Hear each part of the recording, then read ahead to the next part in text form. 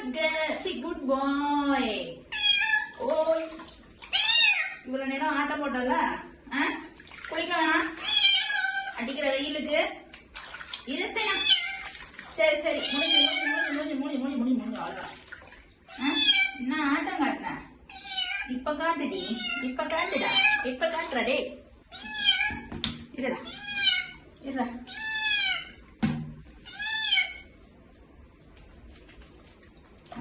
நல்ல பிள்ளையா இருக்காளே. கத்தி பார்த்தா இது சரிப்பட்டு வரா. சைலண்டா இருந்து கொடியாத்தேனா.